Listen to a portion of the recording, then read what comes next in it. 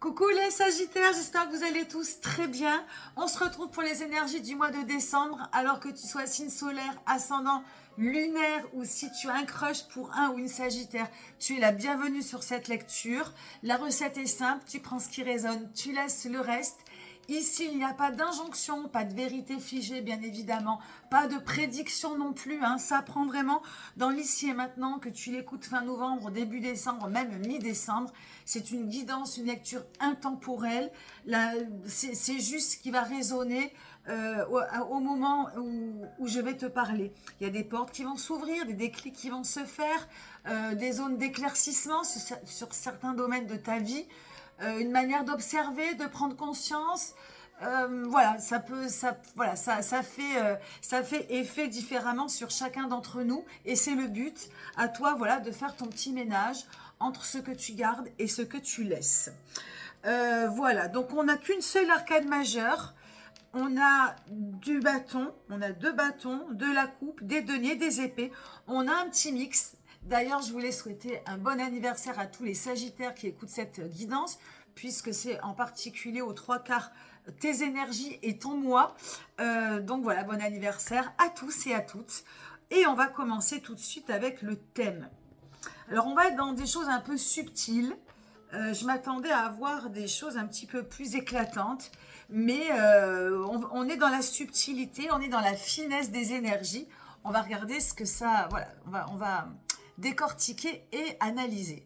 3 de bâton, c'est ton thème. Alors, le thème, la couleur du tirage, le sujet du tirage, ça peut être une direction inéluctable que tu vas prendre sans te rendre compte, une direction volontaire que tu as envie de prendre, une inspiration, quelque chose qui va te manquer dans ce mois de décembre. Donc je parle du mois de décembre, mais au moment où ça prend effet, encore une fois, au moment où je te parle. Donc ça va, voilà, cette carte, tu vas l'adapter en fonction de déjà ce que ça va résonner. Bon, ben pour le moment, ça résonne pas. Tiens, ça me parle bien. Voilà, c'est ou une carence, une direction, un sujet, une couleur. À toi de voir. On va aller... Ah oui, il faudrait peut-être d'abord que je dise ce que c'est. Donc 3 de bâton. Le bâton, c'est la corporalité, la vitalité, l'instinctivité, la créativité, l'énergie sexuelle, encore une fois, dans sa corporalité et dans son énergie. Le 3, c'est un élan. Pour revenir au bâton, on va plutôt parler de fougue, d'élan. On a envie voilà, d'ouvrir un petit peu plein de portes. Alors ça peut être très bon pour le côté créatif. D'ailleurs, le Sagittaire est assez... alors très spirituel, mais très créatif, je pense aussi. Donc, il peut y avoir comme ça un engouement pour faire les choses. Et voilà, donc ça, c'est plutôt positif. L'envers du décor, c'est que le 3 de bâton a une connotation de dispersion. Donc, on peut avoir envie de faire plein de choses, peut-être des fois plein de choses en même temps, et de ne pas finir ce que l'on a commencé. Donc, voilà, ça va être peut-être une énergie à canaliser. Voilà. Néanmoins, il y a cet élan enthousiaste, cette fougue dans le corps qui va peut-être être assez bouillonnant pour ce mois de décembre. Donc, je trouve que c'est plutôt OK. Encore une fois, à condition de ne pas se perdre. Alors, et après, évidemment, ça va être à adapter en fonction de si... voilà, si ça connote avec la créativité, si ça connote avec ta vitalité, puisque bon, bah, trop se disperser, on peut vite se fatiguer, ça peut prendre beaucoup en énergie. Avec ta corporalité, ça va peut-être à un moment demander un petit peu plus d'ancrage. D'ailleurs, on y en viendra un petit peu, ça va être le conseil, je pense, parce que ça peut être tout feu, tout flamme. En plus, on sort de rétrogradation. Il y a 2 planètes qui vont reprendre leur course normale. Il y a Saturne et il y a Mercure. Donc, au moment où on va, alors Mercure, planète du mental, Saturne, c'est nos responsabilités. Ça va peut-être, justement, toi qui es assez vif, ça va peut-être justement repartir un petit peu dans tous les sens. Donc, ça va être, je pense, une énergie à canaliser tout au long de ce mois de décembre. L'énergie principale, peut-être à l'heure où tu vas écouter cette lecture, c'est la 9 de coupe. La 9 de coupe, on parle d'émotions contenues, d'émotions ou de grandes émotions qui sont en train justement de se libérer. Ici, c'est une nouvelle vie amoureuse, un nouvel amour. Alors, un nouvel amour en termes d'énergie, une nouvelle compréhension, quelque chose d'empathique, de grand, de sans frontières, qui est en train peut-être d'exploser dans la poitrine, évidemment de manière imagée, qui peut matcher avec ce 3 de bâton, qui te donne envie, comme si tu avais été d'une certaine manière emprisonné. Alors peut-être dans un problème, peut-être dans un travail, peut-être, enfin à adapter. Il y a des choses qui t'ont peut-être, où tu n'as pas pu exploiter ta créativité, ton corps, ta vitalité. Tu sors peut-être aussi de quelque chose de douloureux physiquement. Ce 9 de coupe, il vient être comme une énorme respiration, hein, comme si tu reprenais, tu étais en apnée, que tu reprenais d'un seul coup ton souffle. Il déborde. Alors, toujours pareil, ce 9 de coupe, il est grand, il est lumineux, mais il peut aussi être un peu brimé. Il y a peut-être là un travail de deuil. Alors, attends, 2 secondes. Ah ouais, non, il n'y a plus une coupure d'électricité, c'est pas grave. Le 9 de coupe parle d'un travail de deuil. Alors que tu as... alors, le 9 de coupe, en fait, si tu veux, c'est le dernier passage avant un nouveau cycle qui va s'ouvrir. Et le 9, il peut être des fois bloquant. On a du mal à dépasser cette énergie. Et c'est pour ça qu'on parle d'un deuil. Alors, un deuil d'une personne physique ou d'une histoire, hein, qui s'est terminée, qu'elle soit amicale, professionnelle, familiale, à toi d'adapter. Ça peut être aussi le deuil d'une situation, hein, sur laquelle tu as mis beaucoup d'émotions, beaucoup d'énergie, beaucoup de ressentiments. Donc voilà, cette énergie principale, elle est là, elle déborde. Si elle est dans son sens positif, eh bien dans le naturel des choses, il va y avoir un nouveau cycle, hein, qui va s'ouvrir pour toi avec une dimension très grande et très limpide. Mais si toutefois ces émotions sont gardées, eh bien tu peux ressentir beaucoup de tristesse, beaucoup peut-être de solitude, d'insatisfaction à être heureux. Voilà, ça peut évidemment rendre le cœur gros, te sentir seul, hein, avoir la sensation ou le sentiment de vide à l'intérieur. Donc voilà, ça va être tout feu, tout flamme.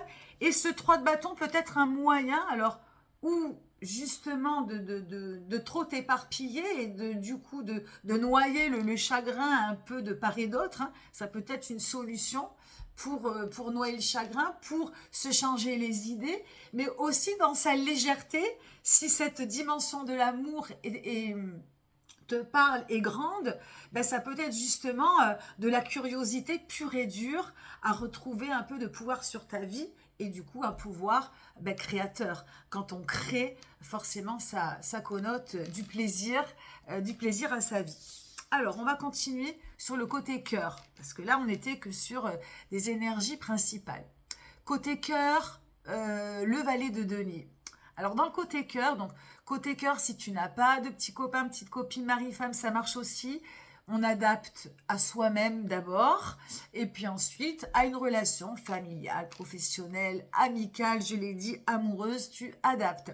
Ce valet de denier, on est dans la matière, et là, il indique qu'il y a peut-être dans certaines de tes relations, peut-être dans ton cœur, un poids, quelque chose dont tu aimerais te libérer. Alors, ça, c'est un petit peu ce que j'appelle le boulet au pied, hein, donc une charge, alors quelque chose que tu n'as pas dit, quelque chose que tu n'as pas fait ou que tu as fait, sans y mettre une charge de culpabilité, c'est pas du tout le problème.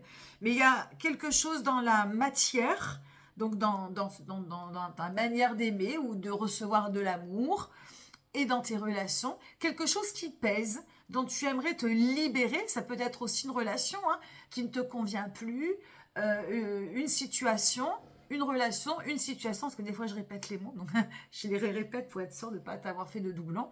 Une relation, une situation qui te pèse, où tu aimerais mettre au clair, peut-être même t'en libérer totalement, et pour évidemment te libérer pour aller vers ce que tu convoites, vers ce que tu désires, vers ce que tu aimerais faire. Donc on est ou dans des choses subtiles, Peut-être que tu as l'habitude de toujours faire plaisir à quelqu'un, de ne jamais pouvoir faire ce que tu as envie de faire ou dire ce que tu as envie de dire. Ça peut être de cet ordre-là, ou ça peut être plus sur une personne. Ça va être à toi de voir. Ce valet de denier, il hésite. Il peut aussi hésiter entre deux. Alors, deux personnes, encore une fois, deux situations. L'hésitation est donc du coup sur un choix à faire. Hein, donc, voilà, il y a un choix. Et ben, il va falloir peut-être à un moment, peut-être prendre une décision. Voix du cœur, interrogation du cœur. On est sur des énergies assez, comment dirais, assez hésitantes, assez débutantes. Comme s'il y avait vraiment, alors peut-être aussi il y a une nouvelle relation, une nouvelle situation dans laquelle tu es. Il y a comme une espèce de reprise un petit peu ou une envie de reprise de liberté, ou une reprise de liberté, un nouveau souffle sur ce mois de décembre qui vient, comme si tu sortais de vraiment d'une période assez difficile. Et du coup, ben là, il y a des choses un petit peu nouvelles qui se présentent à toi et peut-être qu'il va y avoir du coup ben, des positionnements, des libérations et des choix à faire. Alors, j'avance sur le côté taf. Si tu n'as pas de taf, ça marche aussi. On parlera d'activité ou de projet. Là, on a une reine d'épée. Donc, je crois que c'est la première et dernière épée. Épée, c'est ce qui concerne le mental, nos pensées, notre intellect, également notre manière de communiquer.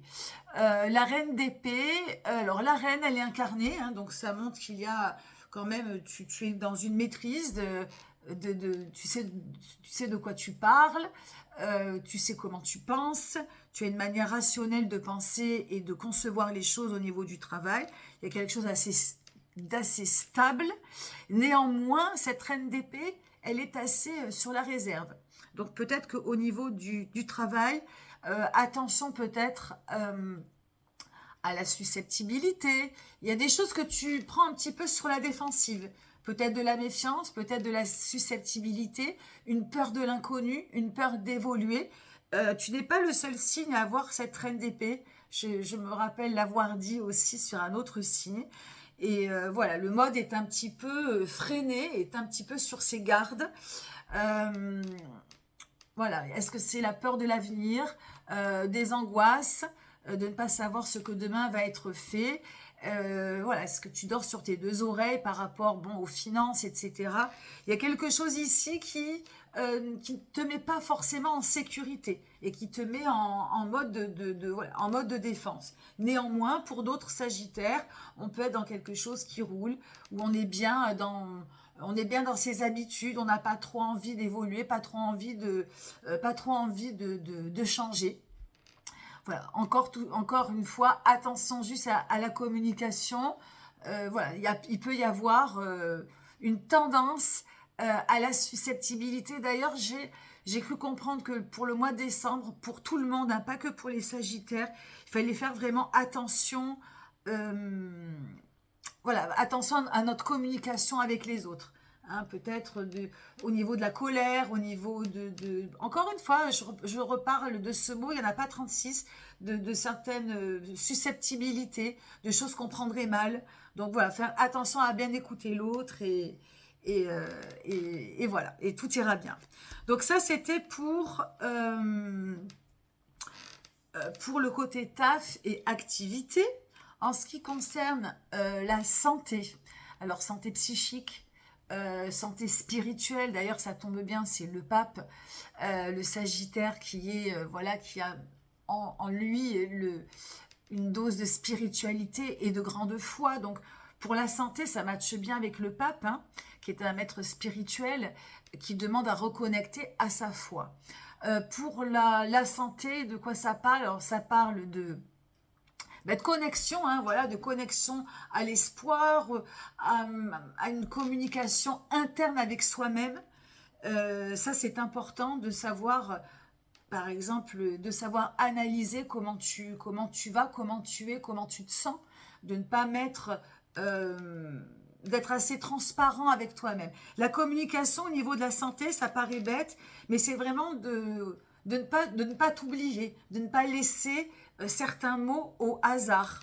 Moi j'ai dans mon entourage beaucoup de gens qui mettent leur santé sous le tapis. Ça va, ça va. Méthode Coué, ça va, ça va, ça va.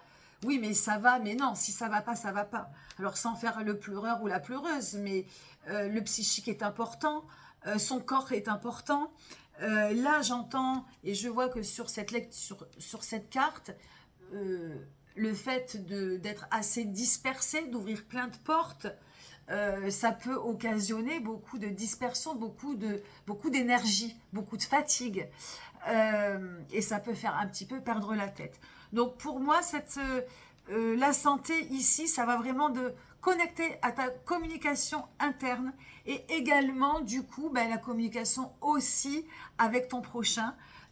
Comme je le disais, hein, cette reine d'épée qui peut être sur la défensive, ce valet de denier qui ne sait pas trop où il habite, tout ça c'est un peu hésitant et ça va te demander d'être assez clair avec toi et avec les autres et donc d'aborder une bonne communication. Donc la santé, au niveau du pape, on peut l'avoir ici. Et attention également, le pape parle aussi d'être sensible à la manipulation. Hein. On peut être du coup avec cette curiosité de partir un peu dans tous les sens. On peut être victime, voilà, de manipulation, de pervers narcissiques et être assez sensible aux mauvaises influences et voilà, et aux personnes qui pourraient nous manipuler. Donc attention à ça.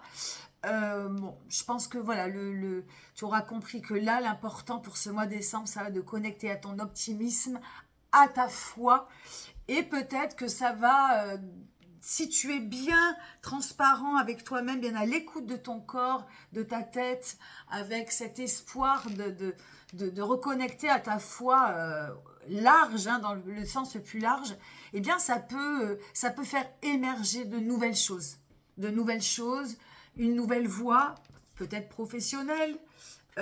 Ça peut aussi, tu vois, j'avais oublié cette carte, ça va peut-être aussi t'aider à faire un travail de deuil, si toutefois ça te parle d'une personne ou d'une situation. Ça peut aussi te permettre de te sentir moins seul et puis de pouvoir libérer les émotions contenues que tu n'arrives pas à libérer. Donc cette carte, c'est une arcane majeure, elle est placée sur ta santé.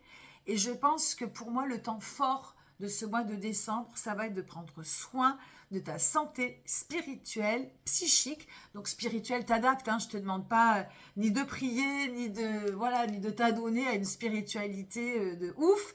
Juste un minimum de foi, d'espérance et de communication interne avec toi-même. Ça, c'est déjà un mode de spiritualité, c'est un mode de communication, c'est un mode de verticalité, tu vois, voilà, de te sentir connecté à ton environnement et à toi-même. Et tout ça, ça va te permettre, eh bien, de lâcher prise avec tes émotions, donc de donner une dimension d'amour encore plus grande.